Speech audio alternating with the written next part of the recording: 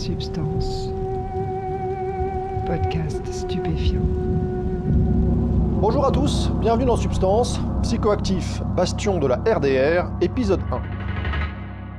Dans cet épisode, on va discuter avec deux membres de l'équipe de Psychoactif, le forum francophone incontournable sur la réduction des risques. Alors pour ceux qui ne connaissent pas Psychoactif, c'est donc un forum web de discussion et une somme énorme de connaissances sur tout ce qui a trait aux drogues et à leur usage. Son origine remonte à 2006, et encore aujourd'hui, près de 20 ans plus tard, ça reste la plateforme de référence, même si, entre-temps, les zones de discussion entre usagers se sont multipliées sur les différents réseaux sociaux.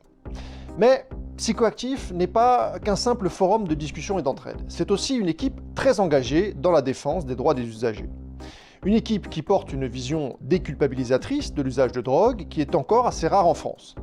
C'est donc avec grand plaisir que j'ai pu discuter avec Pierre Chapard, qui a fondé le forum en 2006 avec sa compagne, Fabienne Pourchon, et avec Philémon Decle, infirmier, membre de l'équipe de modération et doctorant en santé publique à l'université Aix-Marseille. Son sujet de thèse étant le rôle du numérique sur les trajectoires des personnes usagères de drogue. L'entretien sera en 3 parties et j'ai laissé mes questions pour que ce soit plus fluide. Réglez le son, mettez-vous bien et écoutez, vous êtes dans Substance.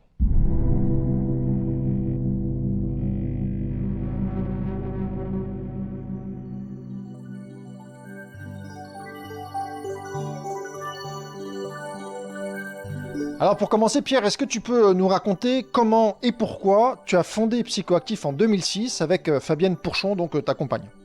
En fait, moi, je suis usager depuis très longtemps, dépendant, enfin voilà. Et ma première rencontre avec la réduction des risques, ça a été le petit manuel, la Sud Journal, le petit manuel du shoot. Fin des années 90, ça a été une révélation, puisque du coup, je me suis dit, waouh, en fait, il y a des politiques qui peuvent nous prendre en compte et arrêter de nous écraser. Après, du coup, j'ai décidé de faire de la réduction des risques, au départ en bénévole, et puis en tant qu'intervenant, quand je suis arrivé à Lyon en 2001. Et avec du coup Fabienne Pourchon qui est ma compagne, en fait on cherchait des groupes de parole pour parler de réduction des risques, parler des tips, d'astuces sur la réduction des risques, de parler de sa dépendance mais sans vouloir arrêter, contrairement à d'autres groupes comme les narcotiques anonymes. Et en fait on cherchait des groupes physiques et on trouvait pas. On a fait plusieurs essais, plusieurs assauts. Personne qui correspondait à notre souhait de discuter un petit peu de réduction des risques sans parler d'arrêt, quoi. Et c'est comme ça que l'idée d'un forum est venue, parce que c'était l'époque de l'éclosion des forums internet. D'abord, il y a eu un premier essai en 2003 qui a végété, pas beaucoup marché, qui était en fait déjà sur le forum de l'association du Carré de Rupture, parce que j'étais engagé au Carré de Rupture à l'époque. Voilà, et puis un nouveau forum en 2006 je pense que l'époque était un peu plus avancée et donc qui a marché, les usagers ont commencé à affluer. Septembre 2006, c'est le début de Psychoactif, alors pas comme ça, pas avec ce nom-là au début, puisque c'était sur le forum d'une association d'un Garud, donc il n'y avait pas de nom au début. Et du coup, avec Fabienne Pourchon, on souhaitait, nous, avoir un plus grand rôle dans la réduction des risques, donc on est monté à Paris pour essayer de faire changer les choses au niveau de la réduction des risques, et du coup, j'ai été embauché à Asud, donc association d'autosupport d'usage de drogue.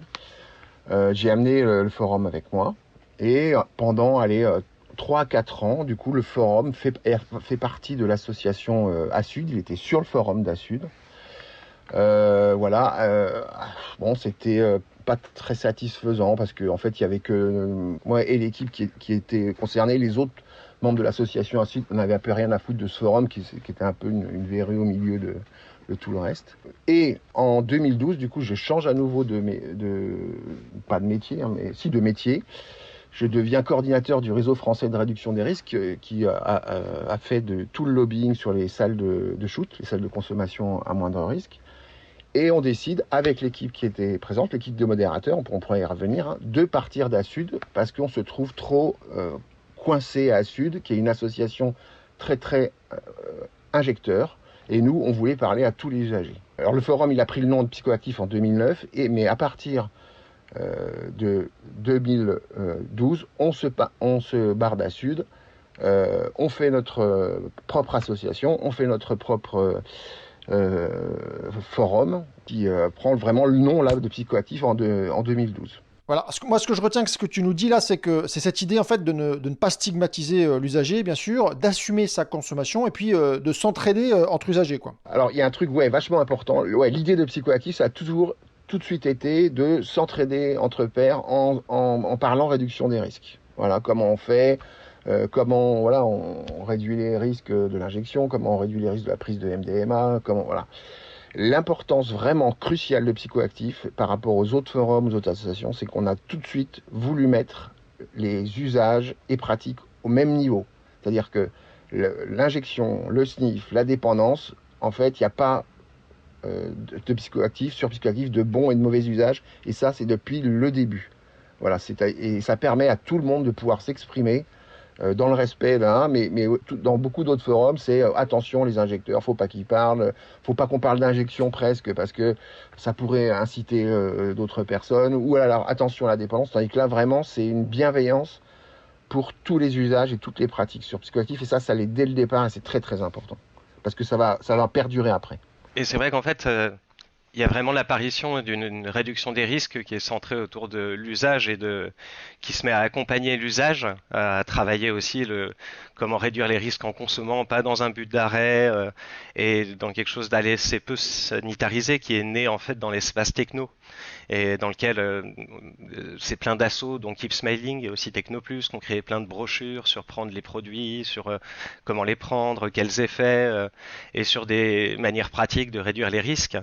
Et pour le coup, dans lequel par contre, dans l'espace techno, il existe par contre aussi quand même une stigmatisation de l'injection qui est mise à part souvent, et qui faisait qu'il y avait une réduction des risques un peu découpée en deux, avec l'espace techno autour des nouvelles drogues émergentes, surtout des psychostimulants et des psychédéliques, on va dire. Et puis à côté, les personnes qui étaient plus consommatrices, par exemple d'opiacés notamment, qui étaient plutôt adressées vers ce qui s'appelait les boutiques à l'époque.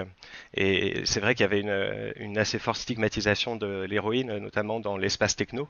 Quelque part, il me semble que ce qui a été créé dans l'aventure Psychoactif, c'est un peu aussi une nouvelle réduction des risques qui prend un peu des éléments de ces deux mondes et qui vient les métisser, on pourrait dire.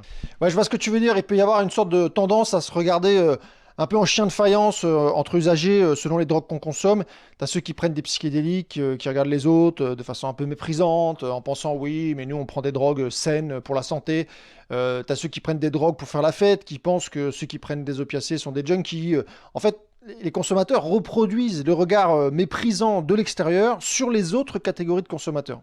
Complètement. En fait, c'est même un processus de la stigmatisation. C'est-à-dire que ça marche comme ça. C'est-à-dire que pour se dégager un petit peu de la stigmatisation, on va dire que c'est un autre groupe qui est pire que nous. Donc par exemple, tu as les consommateurs de LSD qui vont dire « Ah, les injecteurs !» Tu as les injecteurs qui vont dire « Ah, les alcoolos, on n'en veut pas !» En fait, mais c'est vraiment le processus de la stigmatisation. On repousse d'autres consommateurs et on considère qu'ils sont plus mauvais que nous. Voilà, pour essayer de s'élever un petit peu. Dans les forums qui ont existé les années d'avant, il existait des forums qui étaient centrés un peu sur toutes les plantes psychédéliques, qui va un peu avec l'apparition du commerce par correspondance qui permet d'acheter des barquettes pour cultiver des champignons, de la salvia, des choses comme ça. Donc il y avait tout un ensemble de petits forums qui existaient autour de ces thématiques. Et puis il y avait par exemple un groupe de discussion qui s'appelait Entre héroïnomanes, un groupe de discussion MSN, qui était pour le coup peut-être le seul espace où il y avait des discussions autour des consommations d'opiacés, mais qui était très marqué par quelque chose de très sombre, de quelque chose très marqué par l'objectif de l'arrêt, et qui était un espace dans lequel toutes les paroles n'étaient pas non plus autorisées, en tout cas pas des paroles dans lesquelles on pouvait exprimer le fait de bien vivre ces usages d'opiacés. Et finalement, c'est un peu ce trou dans l'espace numérique que vient combler en fait les forums, le forum qui va devenir Psychoactif, quoi. Mais c'est intéressant parce qu'on sait que chaque type de drogue charrie sa propre culture, en fait, ses propres pratiques, etc. Et vous avez choisi de faire de Psychoactif le point de rencontre entre ces cultures, à un endroit où elles peuvent discuter entre elles, quoi. Ouais, c'est exactement ça. On a fait le choix, pas conscient, mais en 2012, de mettre toutes les drogues au même niveau. y compris licite, puisqu'on a mis on a aussi un forum alcool, on a aussi un forum tabac, bon, qui marche pas beaucoup, mais en fait ils sont là pour aussi mettre toutes ces drogues au même niveau et tous les usages.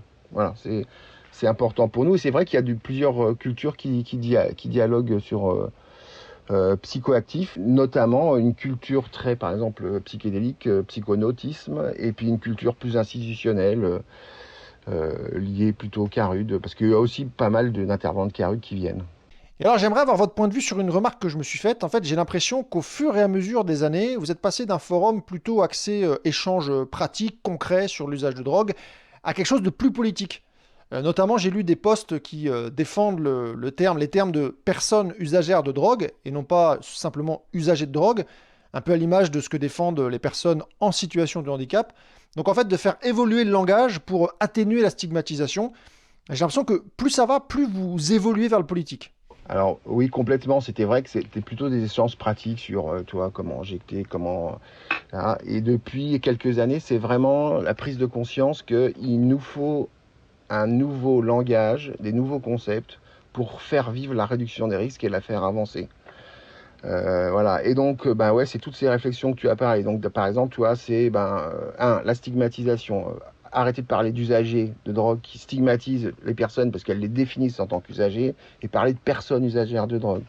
C'est l'inclusion des bénéfices, le concept de bénéfice lié à l'usage aussi, parce que, alors ça a toujours été présent dans Psychoactive, la volonté de dire oui, mais il y a aussi les drogues font aussi du bien, c'est même pour ça qu'on en prend.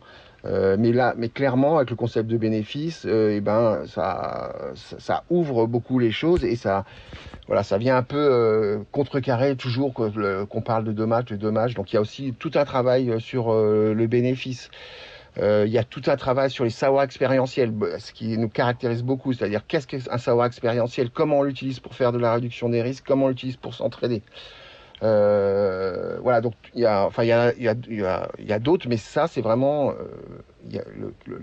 c'est surtout l'équipe de Psychoactif maintenant qui a changé et qui réfléchit beaucoup sur son usage en apportant des nouveaux contextes, hein, et même en apportant des nouveaux contextes bien à l'extérieur, parce que maintenant tout ce on écrit, tout ça, on est invité aussi à en parler à l'extérieur, on est invité à faire des bouquins pour changer la réduction des risques, pour changer comment on voit les personnes usagères de drogue.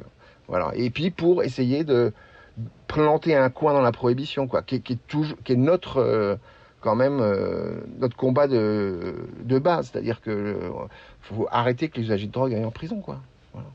Et puis finalement, il y a quelque chose aussi qui s'est passé qui est lié à un savoir particulier dans l'équipe, une hybridation particulière, qui est en fait à un moment que certaines personnes aient participé aussi en tant que professionnels à des espaces de réduction des risques, et en tout cas une connaissance aussi de ce qui se joue du côté sans doute du soin, mais aussi de la politique autour des pratiques professionnelles, du choix qui sont faits par l'État de telle chose ou telle chose.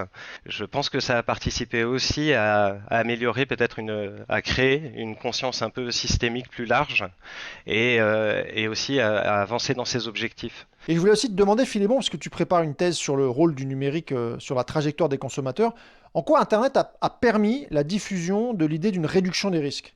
Et aussi, pourquoi la forme d'un forum, le forum, hein, ça peut paraître désuet sur Internet en 2025, mais pourquoi les forums, ça reste quand même l'outil idéal finalement pour la RDR? En fait, il y a existé la naissance de la réduction des risques et les années 80 et 90 étaient centrées autour de boutiques qu'on appelait des établissements, mais qui étaient très centrées finalement ces boutiques, l'émergence de ces boutiques autour de l'épidémie de sida et des problèmes qui étaient liés à l'absence de distribution de matériel pour l'injection. À côté de ça, il existait, à cause de la loi française, de la loi de 70 et de ce qui en découle, un peu une impossibilité pour les personnes de pouvoir parler de leurs usages et se rencontrer autour de ça. Il y a existé certes autour du cannabis et de démarches un peu politiques et des associations célèbres qui ont milité autour de ça, qui se retrouvaient. il y a aussi, c'est aussi en fait l'apparition de l'espace techno et la diffusion de nouvelles drogues qui crée finalement un besoin de personnes de pouvoir échanger là-dessus. Ça se produit dans l'espace techno, mais l'espace techno, c'est un espace, l'espace de la fête, c'est un espace éphémère. C'est un espace, certes, où les personnes bougent, mais qui est localisé sur un moment.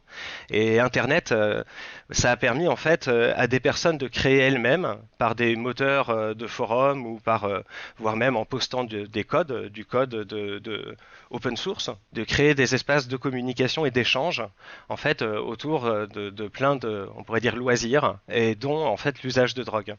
Et puis ça a croisé aussi un autre phénomène qui est que il y a une volonté de l'État d'institutionnaliser la réduction des risques à partir de 2004, 2005, 6, 7, 8, 9 et de créer des établissements qui sont aujourd'hui les CARUD et l'EXAPA dans lesquels progressivement en fait on a écarté les personnes qui étaient là avec du savoir expérientiel. En fait, on a créé un cahier des charges dans lequel il fallait que les gens soient éducateurs, infirmiers, etc. Les forums, en fait, ont été aussi à un moment un endroit dans lequel il peut exister un espace d'échange entre personnes qui consomment, de personne à personne.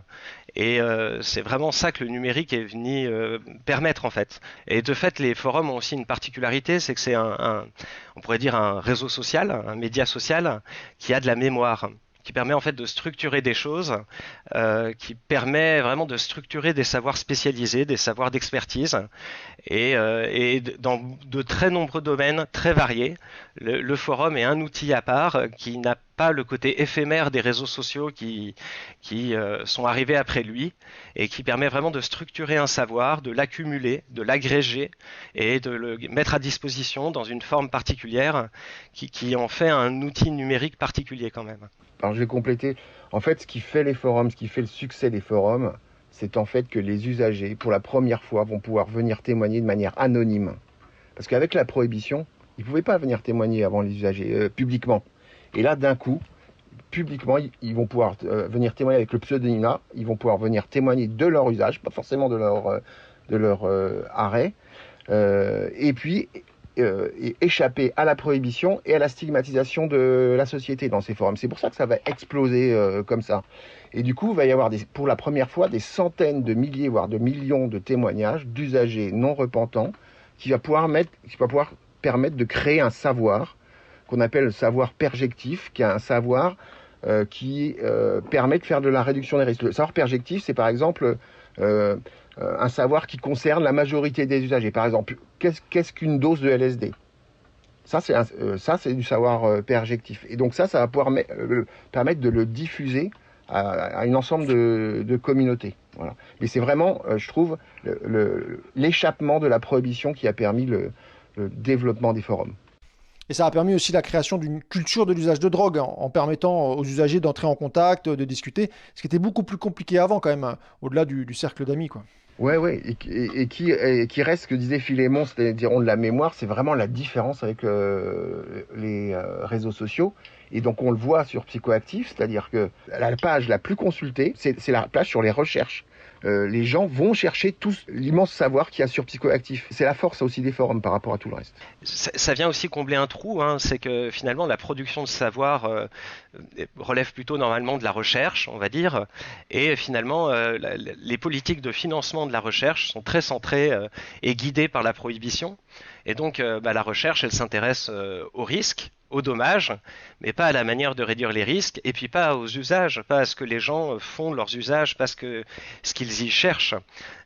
C'est vraiment ça, l'effet politique en fait de prohibition. Il vient aussi structurer la recherche sur les drogues, en l'orientant, en la cadrant, et quelque part les forums sont venus là aussi créer un espace dans lequel une autre recherche, une recherche par le bas, profane, faite par les personnes qui sont concernées, a pu se mettre en œuvre. Exactement, et c'est aussi une RDR par le bas qu'on fait sur Psychoactif, à partir des savoirs des usagers. C'est pas une RDR vers le haut de type santé publique qui va dire ce qui est bon ou ce qui est pas bon pour l'usager. Nous, c'est les communautés qui vont se saisir de ça et dire ce qui est bon pour eux. Voilà, c'est très différent de nous. On se place pas dans la santé publique, quoi. On pourrait même dire qu'on fait de la contre-santé publique, parce qu'en fait, on n'a pas les normes de la santé publique. Voilà, donc c'est vraiment, c'est ce qu'a dit Philémon, la science par le bas, mais c'est aussi on fait de la RDR par le bas, pas avec les usagers, quoi. Ouais, c'est vraiment de la santé dite communautaire, c'est-à-dire que c'est la communauté qui détermine ce qui fait question de santé en fait aussi. Et c'est vraiment on pourrait dire en ça en fait les forums, c'est un outil qui permet à des personnes qui consomment de formuler ce qui leur fait question ou problème et comment y répondre. En fait, ça a les deux fonctions, à la fois de formuler les besoins et de décider comment y répondre et d'y répondre.